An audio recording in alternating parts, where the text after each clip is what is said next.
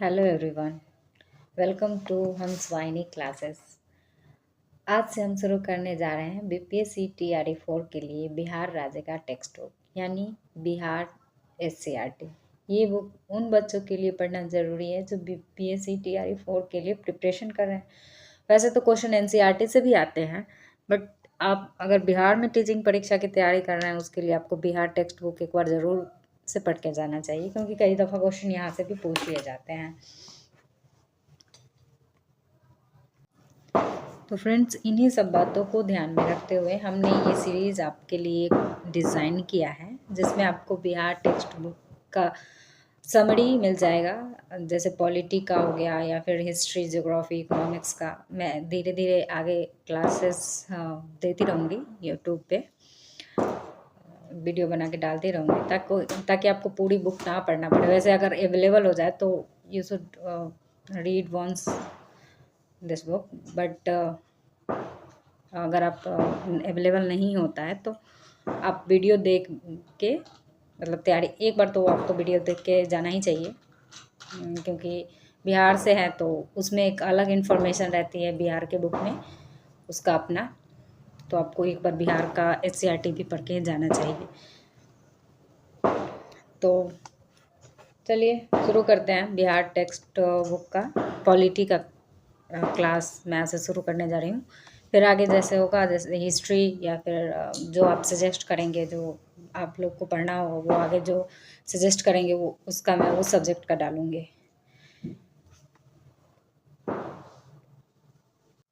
तो चलिए 6th class से शुरू करते हैं। पॉलिटी फर्स्ट चैप्टर, जिसका नाम है विविधता की समझ। तो विविधता की समझ में हमको पढ़ना है पहले तो विविधता क्या है।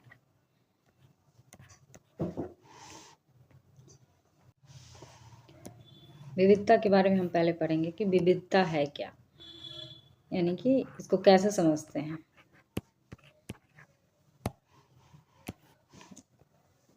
विविधता से आप क्या समझते हैं, मतलब विविधता किसको कहते हैं।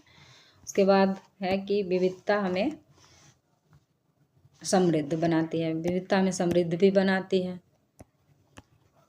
ना। और उसके बाद पढ़ेंगे कि विविधता के प्रति हमारा सम्मान जो है, विविधता को हम सम्मान भी करते हैं समाज में रहते हुए। और फिर पढ़ेंगे कि विविधता के अंतर्गत भेदभाव और असमता भी देखा जाता है।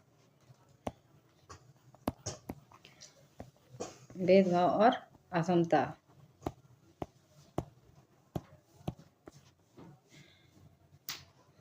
तो चलिए समझते हैं कि क्या है विविधता। तो जैसे हम और जो हमारे दोस्त होते वो एक जैसे नहीं होते, वो हम दोनों अलग अलग होते हैं। जैसे उनका जो है सोचने का तरीका अलग है, उनका पहनावा हमसे अलग होता है, हमको कई दफ़ा कुछ खाने में कुछ और पसंद होता है, उनको कुछ और पसंद होता है। यही विविधता है। जैसे आप दोस्त हो गए या फिर घर में ही आपके भाई बहन होंगे, वो आपसे अलग होंगे, बिल्कुल आपके जैसे बिल्कुल एक समान नहीं होंगे। वही विविधता है, वही अंतर जो होता है ना एक दूसरे में, वही उसी को विविधता कहते हैं, डाइवर्सिटी।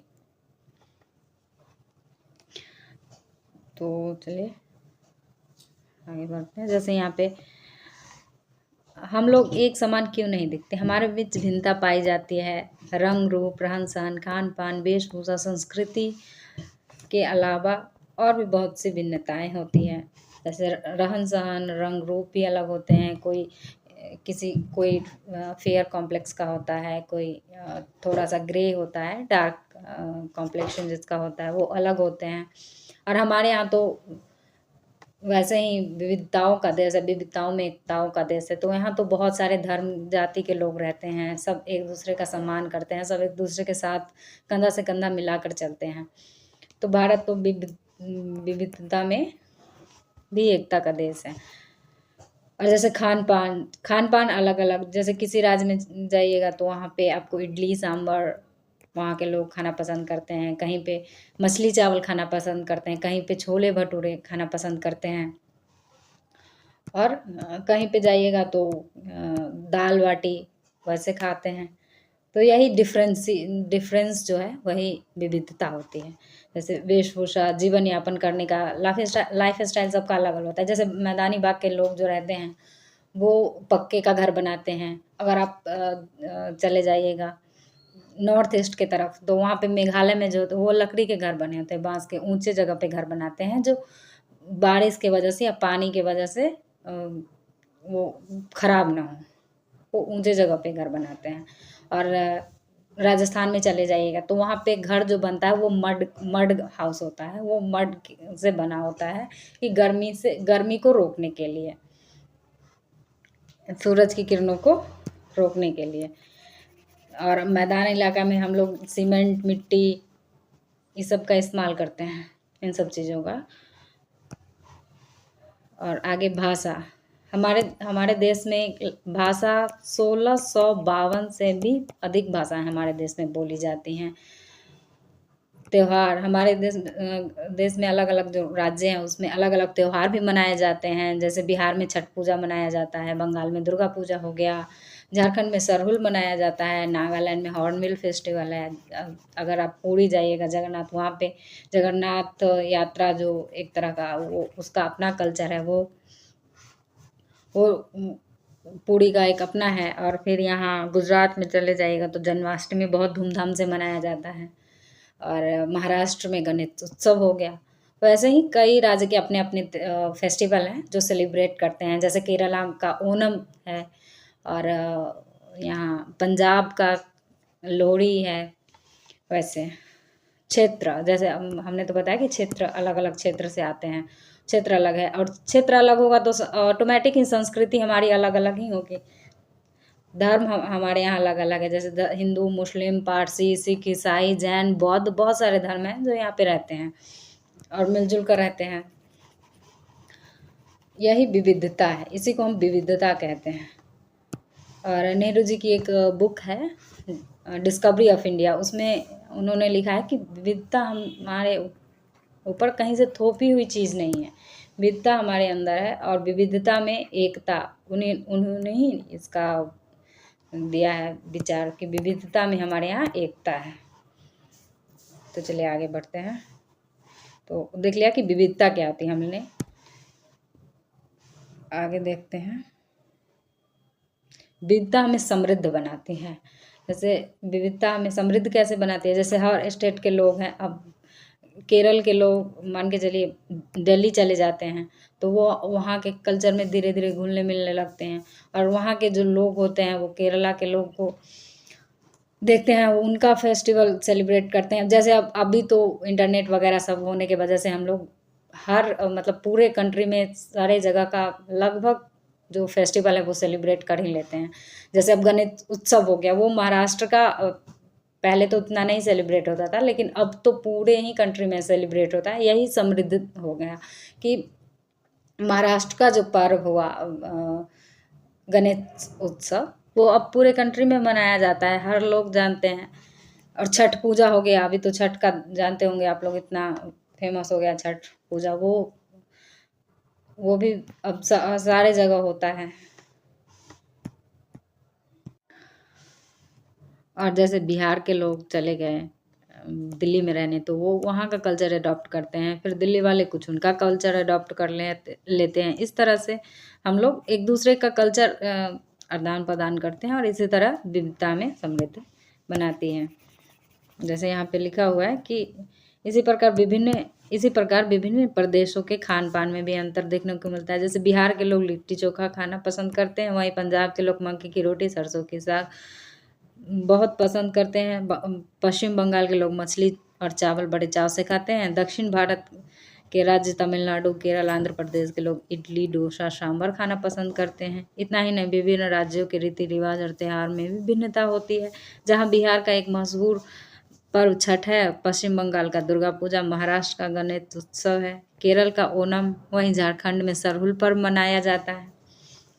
जैसा कि हमने बताया था आपको कि अलग अलग फेस्टिवल मनाया जाता है, और वो अब सारे ही मतलब पूरे कंट्री में मनाया जाता है। हमारे भारत में पूरे जगह लगभग मनाया जाता है।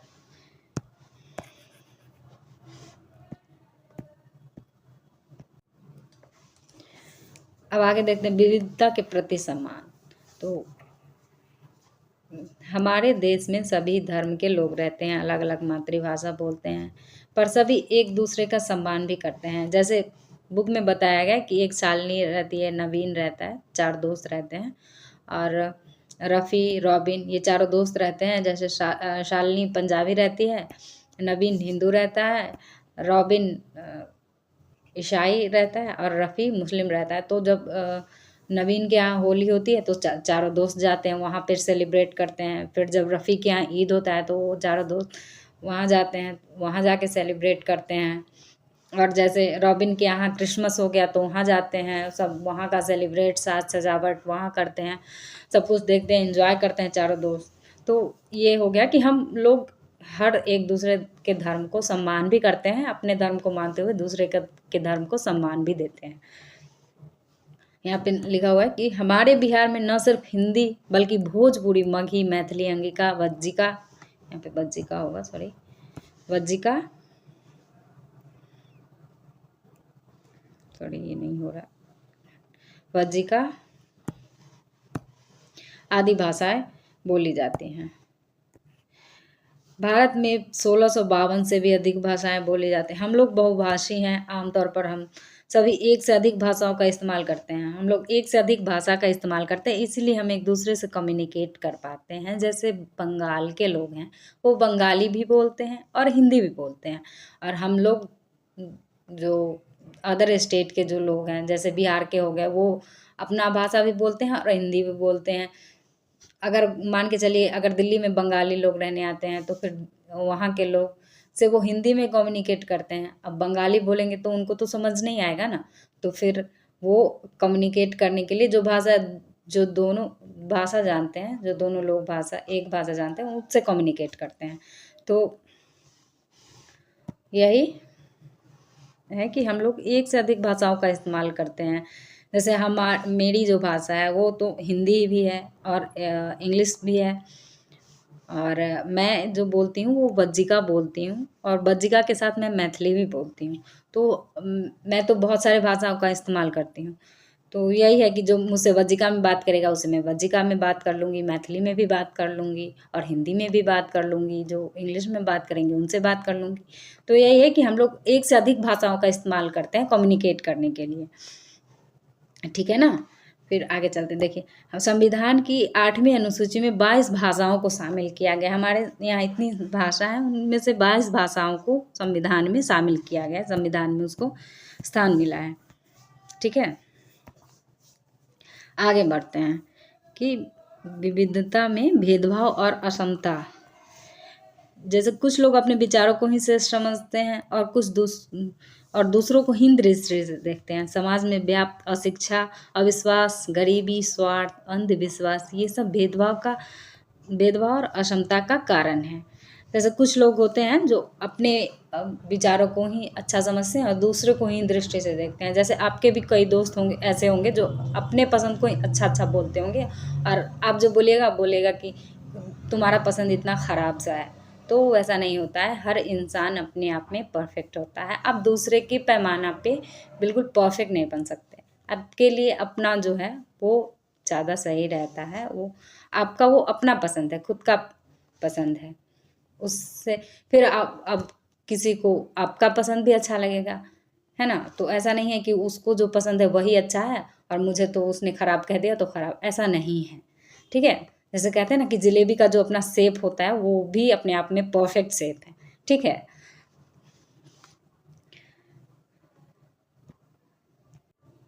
तो ऐसा तो नहीं कहेंगे ना कि जलेबी तो बिल्कुल टेढ़ी है, उसको तो सीधी होनी चाहिए, तो ऐसा तो है नहीं। जलेबी का जो उसका शेप टेढ़ा है वही उसके लिए परफेक्शन है, यही है, यही बात होती है, ठीक है।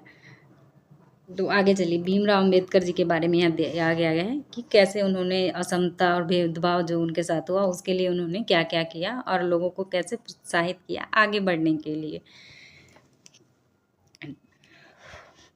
सॉरी, डॉक्टर भीमराव अंबेडकर, इनका जन्म है 1891 और इनकी मृत्यु है 1956। डॉक्टर भीमराव अंबेडकर का जन्म महार जाति में हुआ था जो अछूत मानी जाती थी। महार लोग गरीब होते थे, उनके पास ज़मीन नहीं थी और उनके बच्चे को वही काम करना पड़ता था जो वे खुद करते थे। उन्हें गांव के बाहर रहना पड़ता था और के अंदर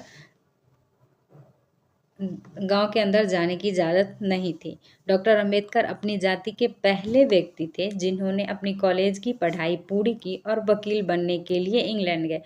उन्होंने दलित वर्गों के लोगों को अपने बच्चे को स्कूल कॉलेज भेजने के लिए प्रोत्साहित किया और अलग अलग तरह की सरकारी नौकरी करने को कहा ताकि वे जाति व्यवस्था से बाहर निकल पाए।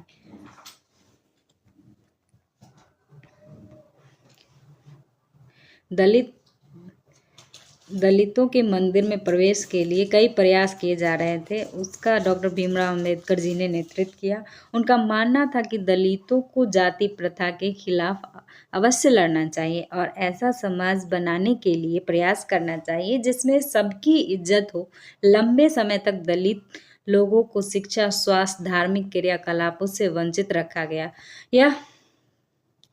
यहाँ तक कि उन्हें सार्वजनिक मंदिरों में घुसने तक नहीं दिया जाता था। महात्मा गांधी, डॉक्टर अंबेडकर, ज्योतिबा फूले आदि महापुरुषों ने जोर देकर कहा कि यह प्रथा अमानवीय है, यानी कि ये मानव जाति का लक्षण नहीं है कि आप मानव जाति एक दूसरे से नफरत कर रहे हैं, ये तो अच्छी बात नहीं है। यही उन्होंने प्रयास किया कि आप मनुष्य हैं और आप मनुष्य से ही घृणा करते हैं, ये तो अच्छी बात नहीं है ना। न्याय तभी प्राप्त हो सकता है जब सब लोगों के साथ बराबरी का व्यवहार हो। स्वतंत्र भारत में एक लोकतांत्रिक समाज की कल्पना की गई है जो संविधान की प्रस्तावना में स्पष्ट दिखता है। चलिए थोड़ा सा प्रस्तावना भी देख लेते हैं।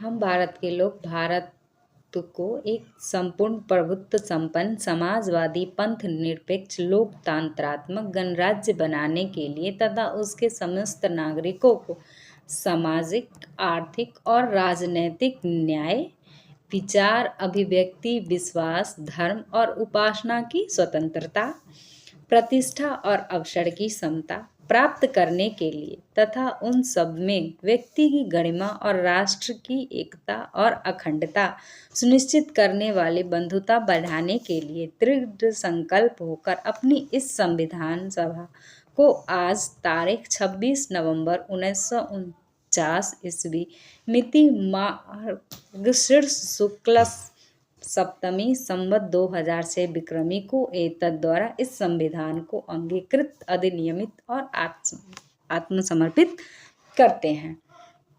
यानी कि प्रस्तावना में प्रतिष्ठा और अवसर की समता की बात कही गई है। ठीक है। सामाजिक आर्थिक न्याय की बात कही गई है। विचार, अभिव्यक्ति, विश्वास, धर्म और उपासना की स्वतंत्रता हमें मिलती है, ये प्रस्तावना में दिया गया है। ठीक है, तो आज इतना ही रहने देते हैं। अगर आपके पास बुक है तो आप पढ़ सकते हैं इस बुक को। और इसके नीचे एक बहुत सुंदर कविता दिया हुआ है। लहू का रंग एक है, लहू का रंग एक है, अमीर क्या गरीब क्या, बने हैं एक खाक से दूर क्या करीब क्या। ये कविता बहुत प्यारी है, आप इसे भी पढ़ सकते हैं अगर आप कविता पढ़ने में इंटरेस्टेड हैं तो। वैसे ये कविता एग्ज़ाम में तो नहीं पूछा जाएगा, बट ठीक है, अगर आप पढ़ना चाहते तो पढ़ सकते हैं। ओके, आप इसको पढ़ लीजिएगा और इससे रिलेटेड जितने भी क्वेश्चन बन सकते हैं वो मैं अगले वीडियो में बना के लाऊंगी। तो आप एक बार पढ़ के और उस क्वेश्चन को बनाने का कोशिश कीजिएगा, देखिएगा कितना मार्क्स आता है आपको, फिर मैं उसका आंसर बता दूंगी। ओके, ठीक है, तो आज की क्लास यहीं पे ख़त्म होती है।